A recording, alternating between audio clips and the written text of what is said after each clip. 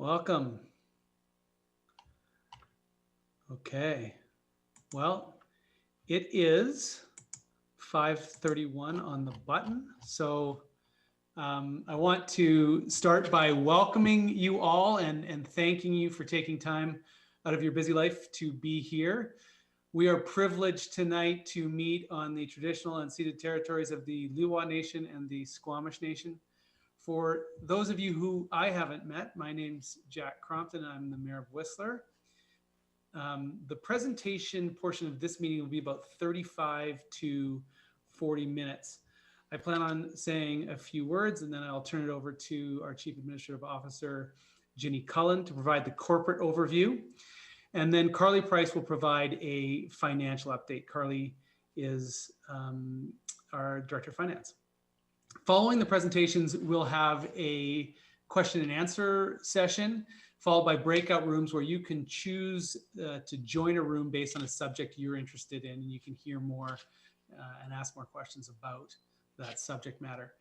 The meeting is a chance to learn about the opportunities and constraints we are faced with heading into another ambitious year on behalf of the resort community. Obviously, COVID-19, it really has impacted a lot of what we are doing as a community. I'm sure it does you and your household as you stay home and you take on those directions that Dr. Henry has provided. It also touches our budget. The Resort Municipality of Whistler has a unique local government mandate in that it serves people, but it also serves Whistler's business community. We are a resort municipality. It means that we engage in tourism where most municipalities don't. There's nearly 12,000 permanent residents and about 3 million annual visitors, both of whom we have the mandate as a community to serve. The municipality manages an annual budget of $87 million and provides municipal programs, services, and infrastructure that touch every aspect of daily life.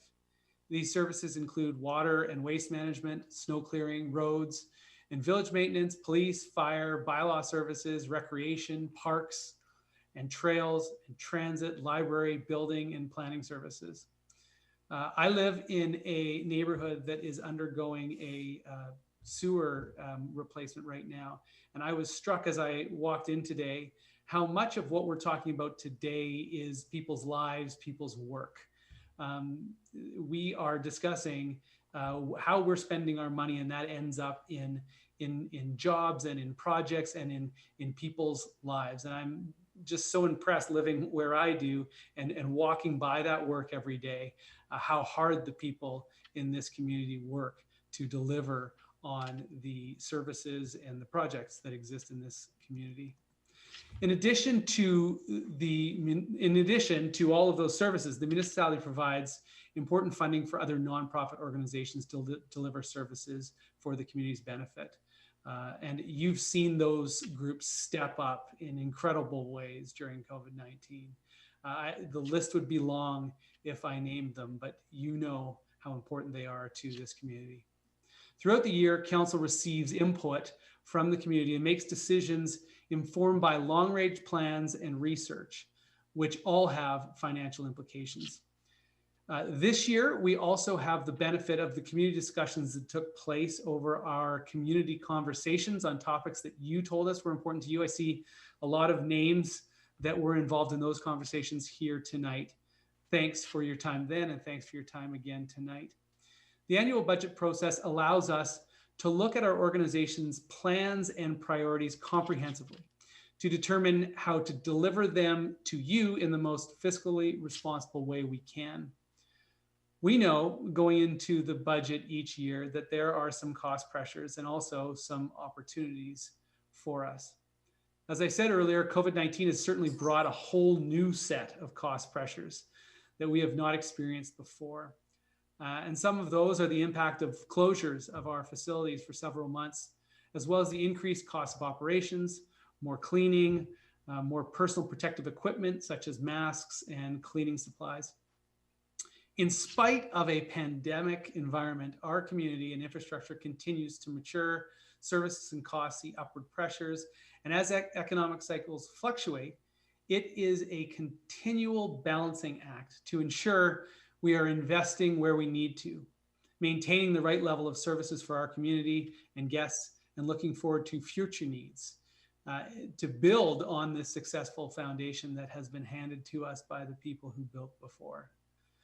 This is my third budget process as mayor, and I can assure you that we have spent a lot of time considering the priorities and service levels in light of our current reality. Staff, the Audit and Finance Committee, and Council have been reviewing proposed budgets and considering options. Even before COVID-19, we were putting a lot of time into looking at asset management and stepwise reinvestment into community infrastructure to remain sustainable into the future. With that sense of what is out there that needs to be replaced, we're paying special attention to our reserve accounts through this budget process. What do we need to save in order to repair and replace those assets in the future? Another priority is implementing our new vision and official community plan based on the extensive input our community partners and neighbors provided.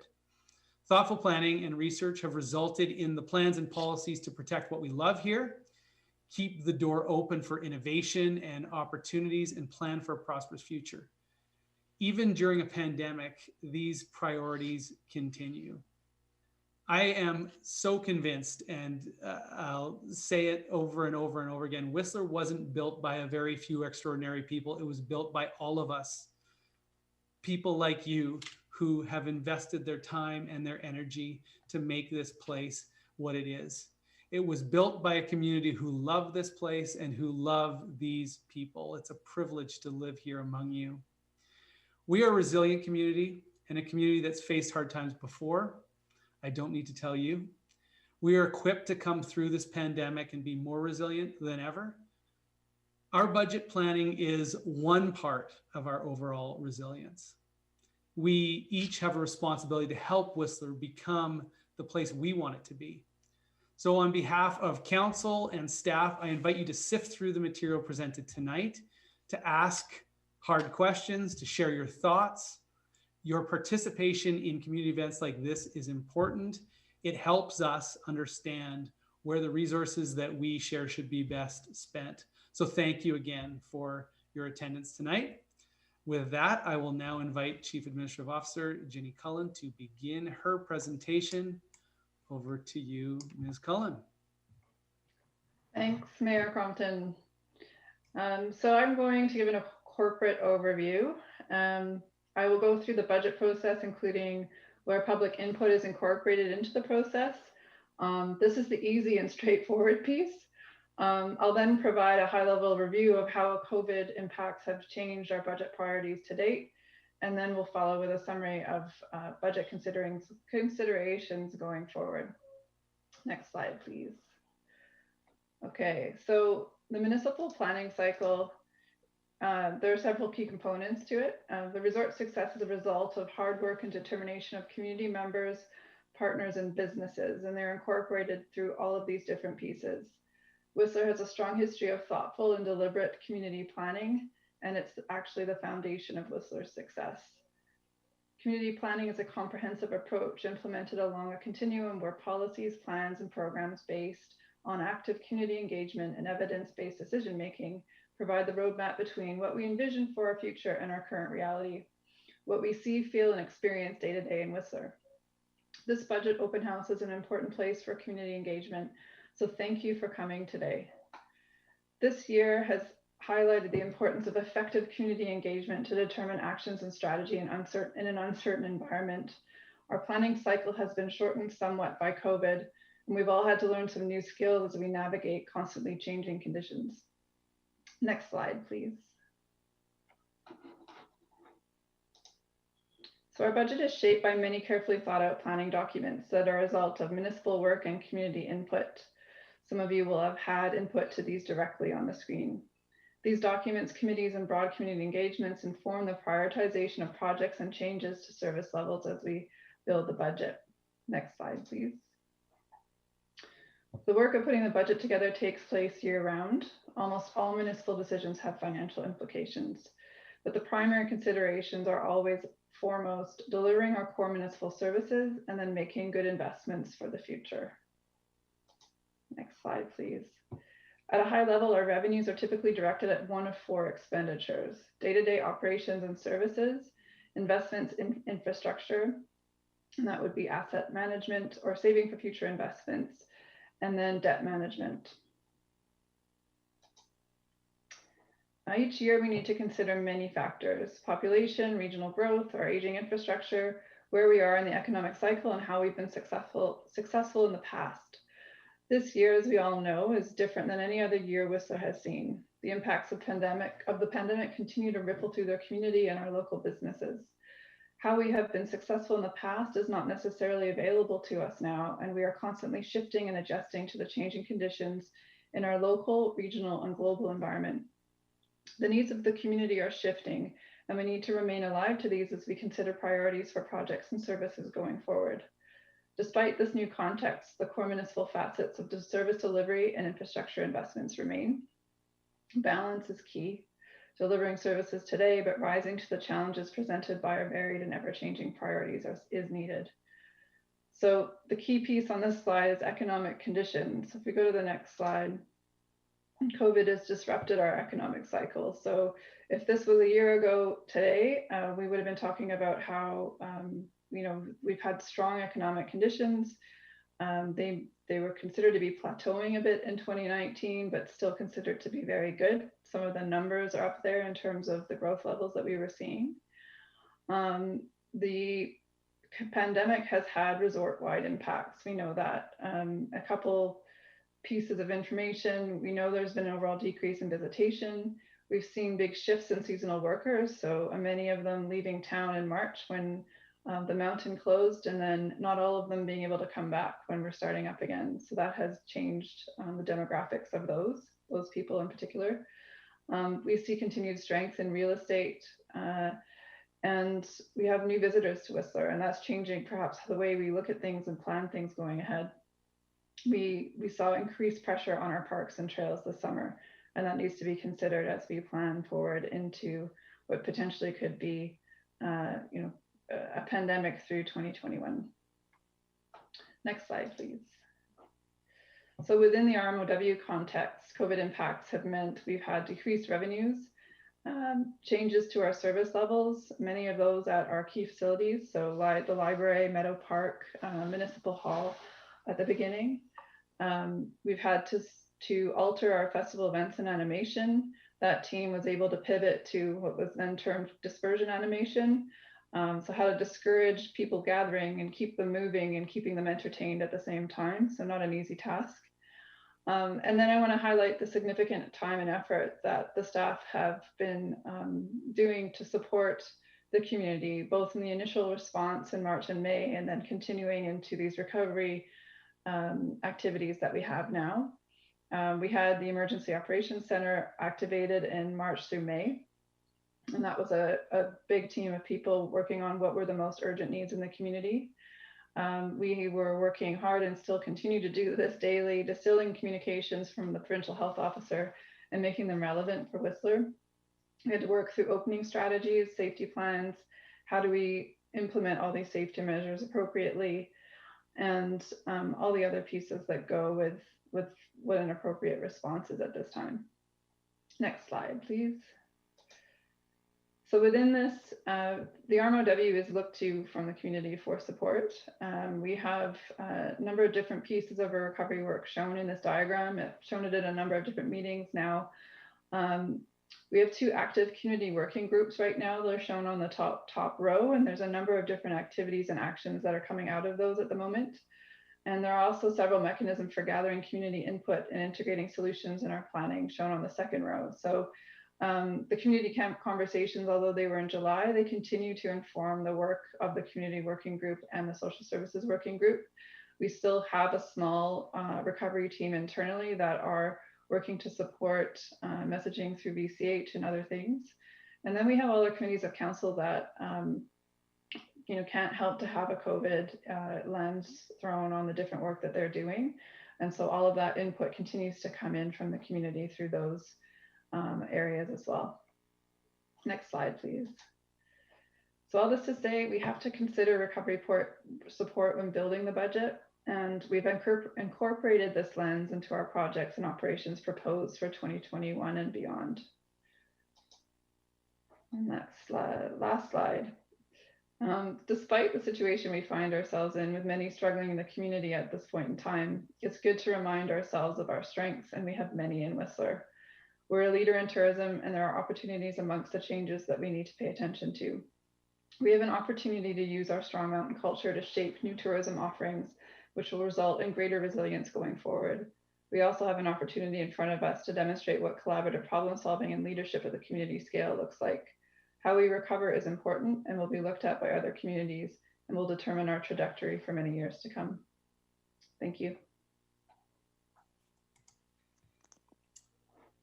Thanks, Ginny. I'll now ask Carly Price to walk us through the property and utility taxes and fees. Over to you, Ms. Price. Thank you, Mayor Crompton. Next slide, please. We'll move now through a review of the budgeting process and outcomes specific to the coming fiscal year. These next 8 slides will look familiar to those of you who have taken part in the budget process before. The primary goal of the budgeting process is detailed in blue on this slide. The first step on this path is to understand what it looks like to efficiently deliver municipal services. What is the best approach to providing these services, and what are the associated costs? The next step is to pair these with associated non-tax revenues. Revenues from things like programs, parking, and the sale of permits and licenses. Finally, a picture of the required tax requisition amount emerges. There are multiple iterations to this process. Different approaches to matching services with non-tax revenues and tax requisition amounts are considered until the right balance is struck. The budget is then brought before you, the community, for comment and further consideration. Our goal here tonight is to hear from you where you see good value and opportunities for this community, as well as things that may feel less compelling to you, things you'd be willing to forego. Next slide, please.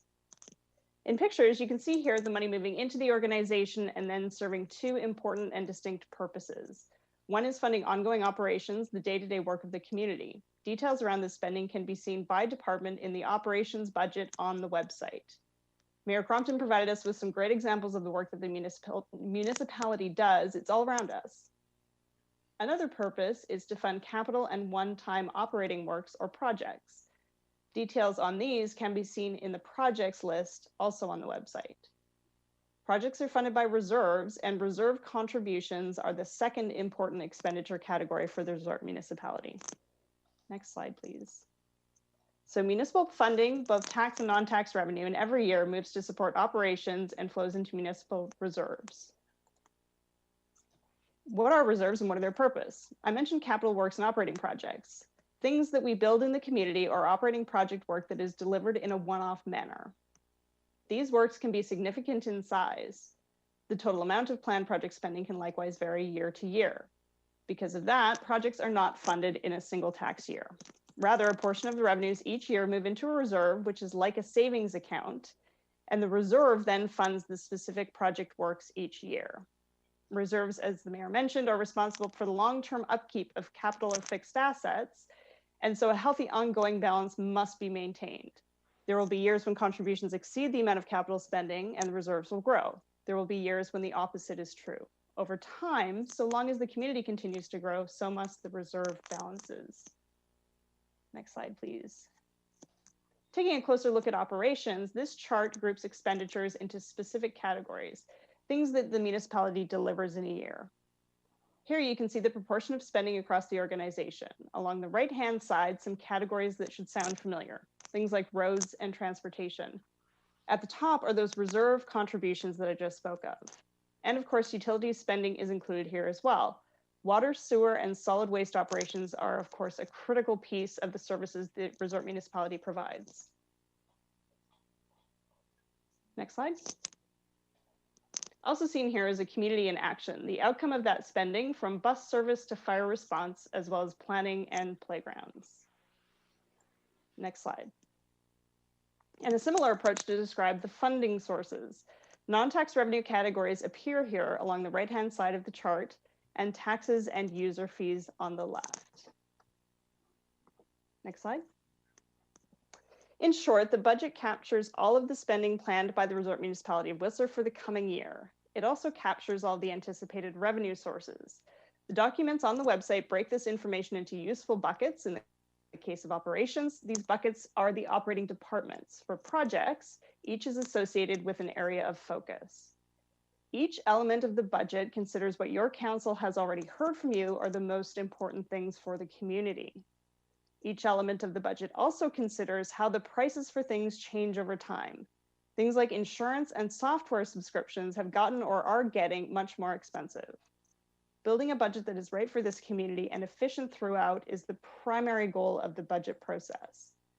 This is our approach for budget 2021 and for the budget in every single year. Next slide. So in addition to the standard budgeting approach and ongoing priorities, the 2021 budget is different in some important ways. Unique opportunities and unique challenges stand before us today. How we choose to meet them is perhaps the single most important financial decision to be made this year. The COVID-19 pandemic, as mentioned, began to have an effect on this community in March of 2020. That effect is expected to persist throughout 2021. The impact on non-tax revenue for the municipality was severe and quite immediate. Relative to what was expected at the start of this fiscal year, full year non-tax revenue is now anticipated to be about $5.4 million lower. Adjustments were made mid-year that considered this new reality and adjusted spending plans accordingly. Changes were made to planned reserve contributions and planned project spending. Changes were made in payroll and non-payroll operating expenditure. The nature of spending also shifted. Ms. Cullen spoke at length about those changes. Our goal throughout this period has been that core operations remain intact and to continue to ensure that the community remains ready to welcome tourists.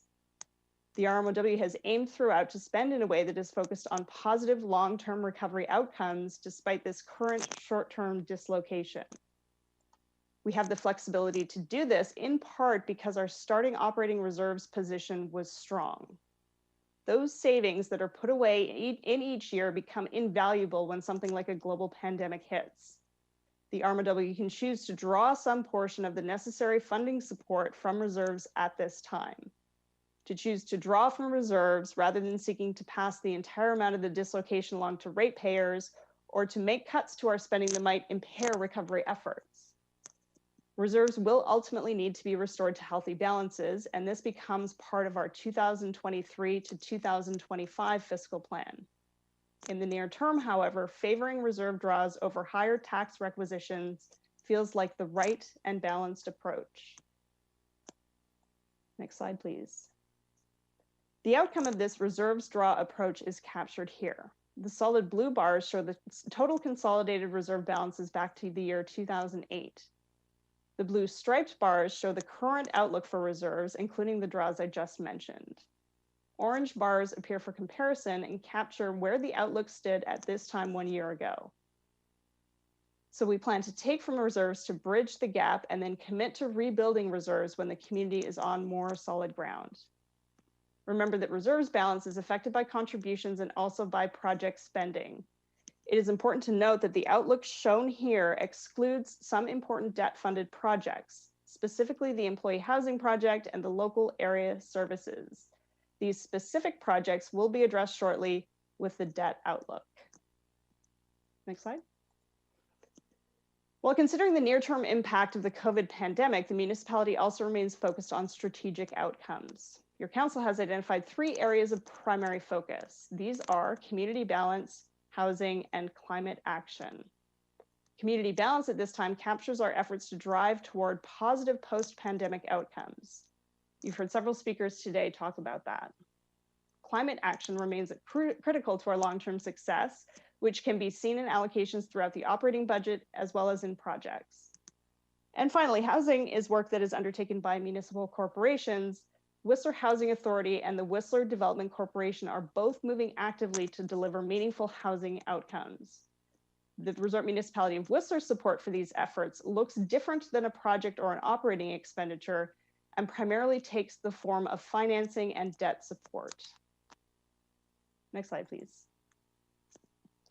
Debt is, in fact, the final piece of the budget puzzle. The RMLW will often take on debt for major capital projects in order to protect reserve balances and spread the cost of the work over a number of future years. There exists debt today for things like the wastewater treatment plant and the library that were built many years ago. The RMLW continues to have the option to debt fund major municipal capital works going forward. The RMLW is also responsible for reporting and at times guaranteeing debt associated with work that serves specific subsegments of our community. There are several of these included in the current financial plan. Each has an associated revenue stream that meaningfully reduces, without eliminating, the risk to the municipality. The first type of this debt relates to local area services.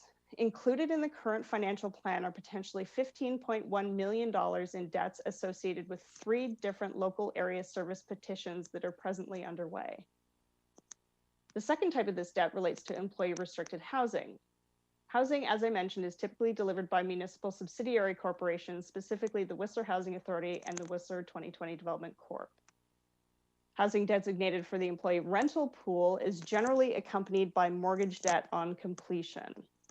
The WHA has completed 2 such buildings in 2020 and has another planned for 2021. The new mortgage debt associated with these buildings is estimated to be $15.8 million. Work has likewise begun through Whistler Development Corp on Parcel A. The debt ultimately associated with this specific project depends on a number of factors that are not known at this time, but is expected to be up to $23 million. Altogether, the RMLW anticipates a consolidated debt balance in 2023 that will be anywhere from $15 million to $53 million higher than what was reported in 2019. Delivering projects that are important to the community in a capital efficient and risk-controlled way remains critical to a successful financial outcome. Next slide, please.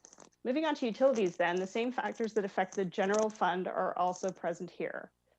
Non-tax revenues are of course less of a factor, and so the pandemic effect is more muted. There were additional costs at the wastewater treatment plant as flow levels declined suddenly, but these were relatively easily managed. Reserve balances are healthy in the utilities fund, and despite significant planned capital works are expected to remain so at the end of the 5-year financial plan. Next slide. So just a quick review of the primary budget objectives, which I introduced at the beginning of my comments. Hopefully you've gained an understanding of the currently proposed approach and understand some of what's ahead for the community. Next slide. The resulting plan change to general municipal property tax for fiscal year 2021 is 4.89%. The plan change to utilities taxes and fees is presently 0%. Next slide. How these proposed changes translate into a sample tax bill is shown here. I'd like to remind everyone that a portion of the charges that you see on your property tax bill are under municipal control, and a number come from third parties, including both the province and the regional district. Next slide. A reminder as well that the general municipal tax funds general municipal operations, and that utilities are operated as 3 separate and distinct funds, one each for water, sewer, and solid waste. Zooming in on the utilities piece specifically, each individual charge can be seen here. These are from the 2020 tax requisition, and in the case of utilities, the proposed amounts will be the same for 2021. And then, of course, the general municipal tax, which is a value-based tax and so paid proportionately based on each property's assessed value. The proposed increase translates into an amount of $114.05 on this sample property. And keep in mind that this sample property is valued at just under $1.5 million. That dollar value increase assumes a few things. One is that property appreciates year over year at a rate in line with the community. Keep in mind that as a value-based tax, the actual dollar amount will depend on this property appreciation piece. Properties that depreciate by less may actually see their property tax bill decline. Properties that see big increases in assessed value year over year will see a bigger jump in their associated taxes owing. So what happens from here? Next slide. The community input period on the budget begins now. The following slides will include the many ways you can reach us in the coming days to submit your feedback. They also include links to some of the materials that support the presentation and the comments that we've made today. Budget guidelines are planned to be presented before Council on December the 1st, followed by the 5-year financial plan on December the 15th. Next slide. Please do reach out. We've provided materials on the website, as I mentioned. This presentation itself will be uploaded shortly. And on this slide, you can see the multiple ways that you can reach out to the Resort Municipality of Whistler, to your councillors, and provide both comments and feedback on the materials before you. Next slide. Thanks very much for your attention. This concludes the prepared comments. Jack, Mayor Crompton, did you want me to hand back to you for the next piece? Yes, please. All right, thank you. Thank you very much for that presentation. So our meeting is being streamed, as you can see, and it's being recorded. So if you're going to ask a question, your image and voice will be recorded as part of the forum and be published on the RMOW webpage indefinitely. It may be taken down at some point, but it'll be up there for a while. Breakout room conversations will not be recorded, so feel free to participate freely in those if you don't want to be on camera. If you'd like to ask a question, please use the raise hand feature. When it's your turn to speak, you will be asked to provide your full name and address for the public record, and then you can ask the question. We have 15 minutes set aside for public Q&A here. And then we're planning on transitioning into the smaller groups. But we've moved quickly, so we have a little bit extra time if people want to ask additional questions. So please raise your hand now, and I believe Kristen will tell us whose hand is up. Does anybody like to ask a question?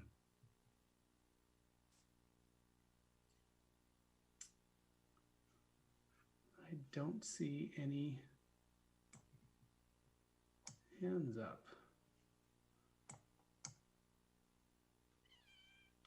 No questions.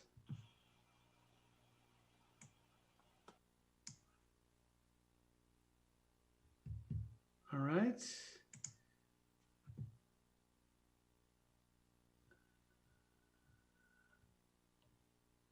Okay. No questions. Well, maybe we'll go to a. Yeah.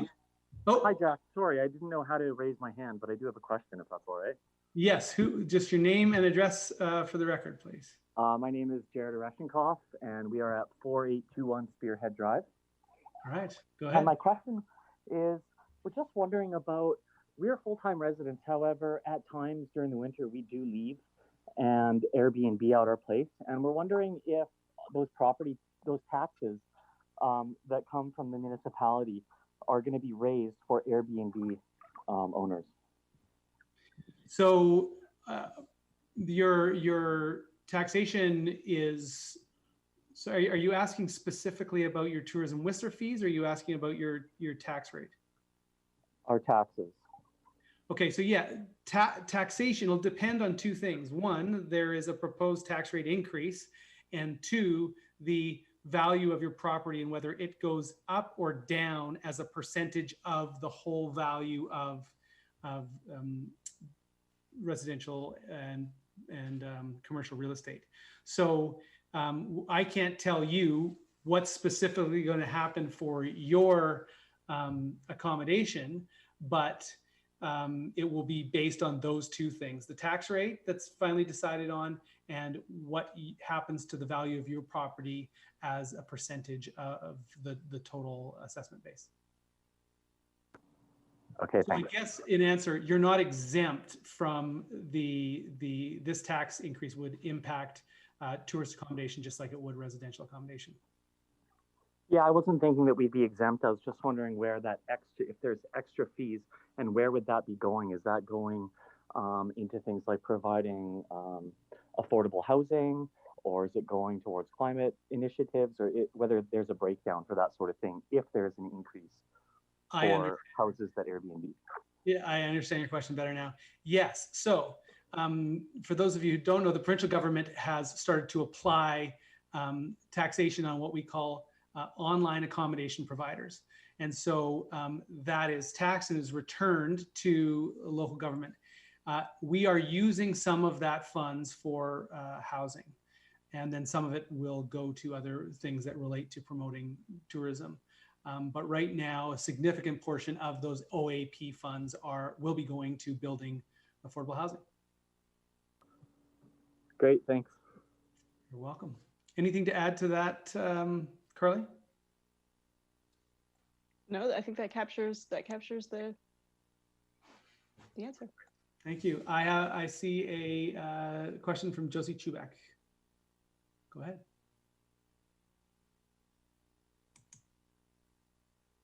Oh, hi there. I just had a question about parks.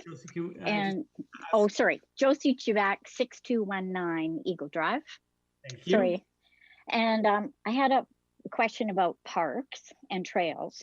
Two things is, one, right now I know we're working on a parks master plan that isn't completed yet. And number two, we've got increased demand and pressures on parks and trails.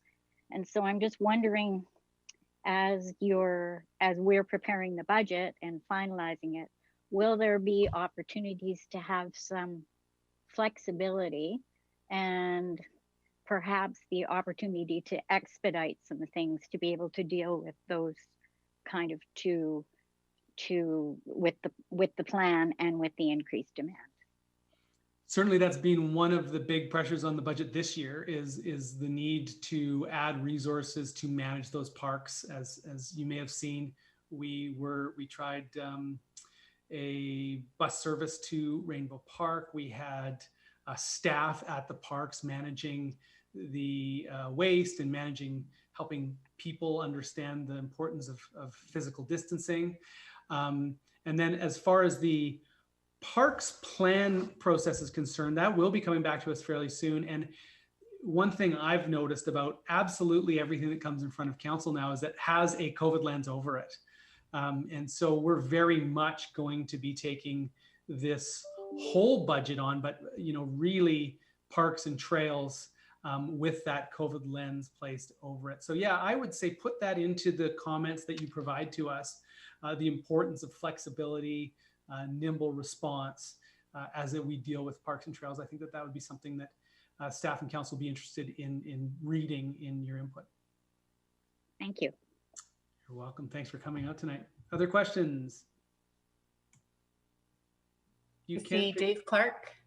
Dave Jack Clark has a question there. Go ahead. Dave Clark does.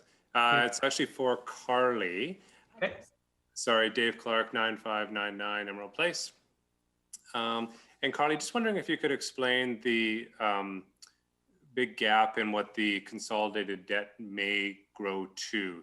The 15 to 53 million just seemed like it was quite a spread, and wasn't sure if that came from more uncertainties or just if you could explain that a little bit. Sure. So Thanks. the $15 million, 15.8 is the amount of debt that is known to be coming in the form of the three new WHA properties. So this is the known piece. What's unknown is the outcome of the 3 local area service petitions, which could add another 15.1 million, as well as the specific funding approach to parcel A. So there are a number of potential funding sources that could support the parcel A construction, and a number of potential outcomes for those 2 buildings, whether they're ownership units, whether they're rental units, and depending on the outcome at all those decision points, the remaining debt burden associated with parcel A could be anywhere from $0 up to $23 million. Okay, that's great. Thank you. Thanks, Mr. Clark. Other questions?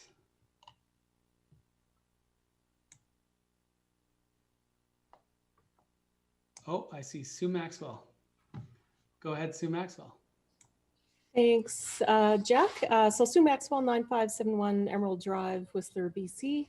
And just a question about, I see one of the priorities is to enact some of the actions from the zero waste strategy once it's completed. And I know that there has been challenges where there's been staff turnover because one of the positions helping there is a contract position and not necessarily permanent. Will this budget, in this budget, I can't tell from the details, but will it make that a permanent position so that we can ensure there's continuity of staff? I will turn that over to either Ms. Cullen or Mr. Hallisey. I do not know the answer. Yeah, no, I think James can answer it best. All right. Yes, I can speak to that one, and I know the position that Sue is referring to, and that has been made a permanent position in the 2021 budget. So what's being contemplated out there right now does include that solid waste coordinating position. Great, thank you. That's awesome news and great direction. Thanks. Thank you. I'm getting texts from people who say they can't raise their hands. So is there any direction from staff on, so the way you raise a hand is you should be able to have your participant view on the right-hand side of the page. If you can open that up. So just in the middle of the page, actually, there's a participants button. If you click that, it'll open up a right-hand column. And at the bottom of that page, there'll be 3 buttons: invite, mute me, and raise hand. And if you'd like to ask a question, you can raise hand. Is there any other questions?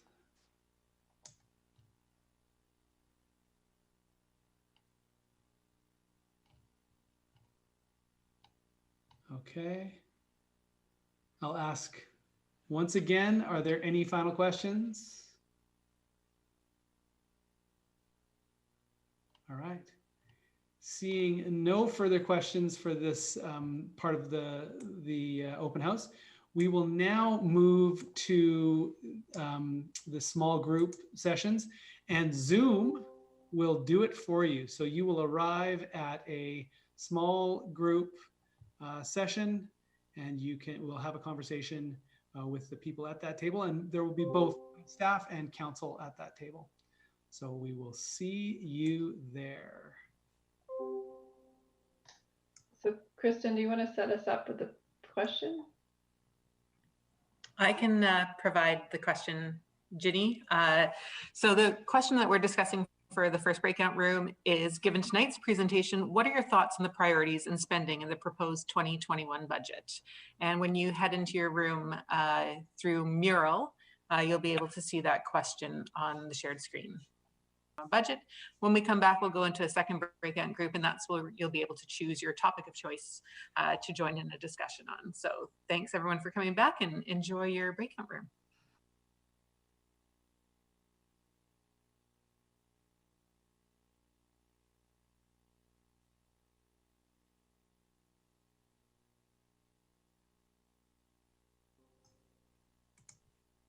Welcome back, everyone. So I'm going to pass this back over to Jillian to give us an update on what is next. Over to you, Jillian.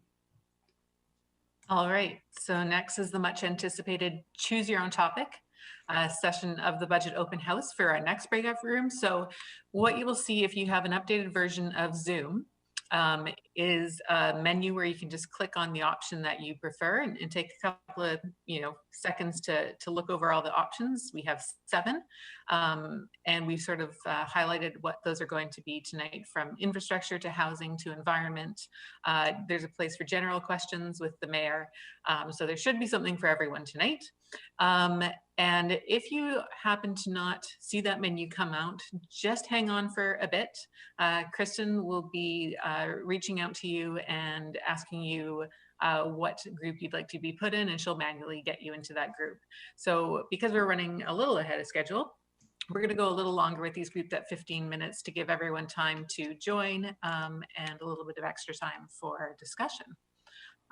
So And as well, I'll mention that we have a tool called Mural. If you want to add information to the post-its, and if you wanted to even add something after the fact tonight, if you go to whistler.ca/budget open house, when you see the schedule of events tonight, you'll see a link that you can click on to that mural link and add information or add your own thoughts on the post-its like a virtual whiteboard. So you can do that now and join in, or you can definitely do that after the meeting. So I'll turn it over to Kristen, and you should see your choices come up soon.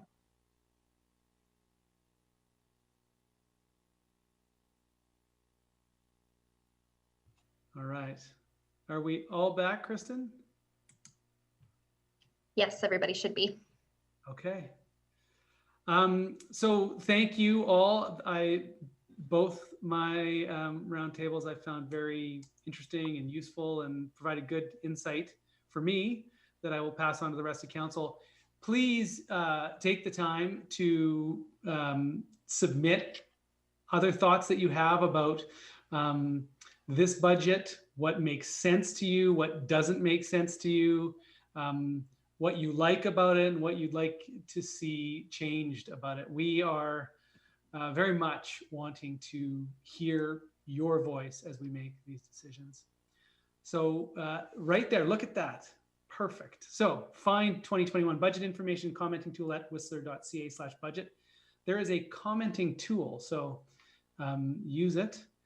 And talk to members of council. We enjoy what we do. I often get stopped in grocery stores and people say, I'm sorry that I'm stopping you to talk about local government. And I always find that a strange apology, because none of us would put up our hands for this job if we didn't like talking about local government. So please stop us in the grocery store and talk to us about this budget. Grateful for your time tonight. Take care of yourselves, and hopefully see you from a physical distance on the ski hill. Right? All right. See you all. Have a great night.